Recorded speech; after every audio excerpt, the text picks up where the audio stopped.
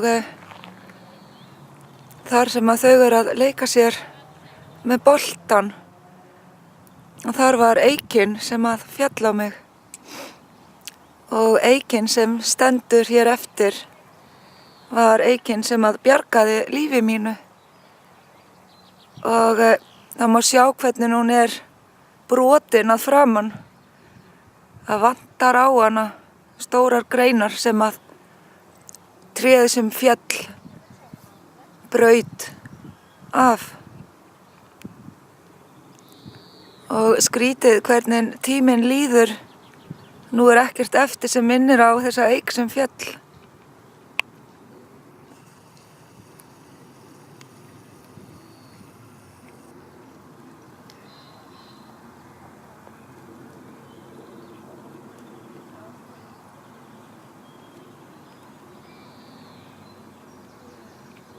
Og þarna er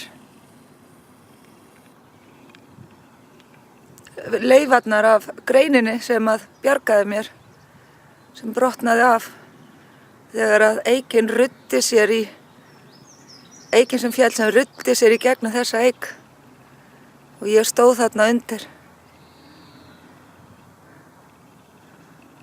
Og núna situr fólk í skugganum og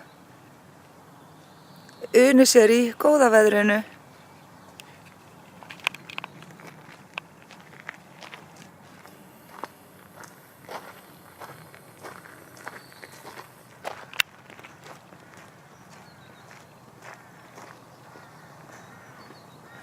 Og þetta var 40 tonna Eik.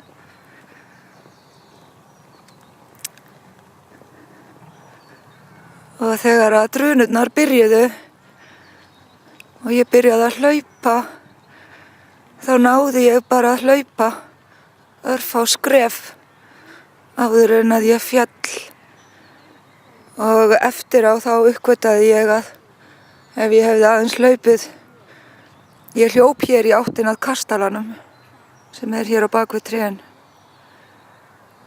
Ég stóð hérna megin, semst hægra megin við þessa Eik, stóð þarna undir henni.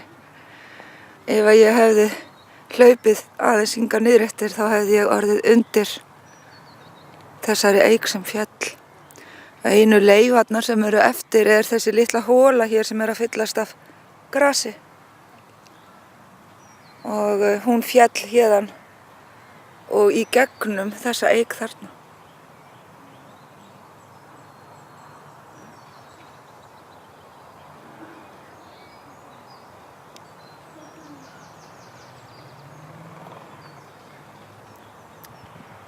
Og ég hugsa stundum það að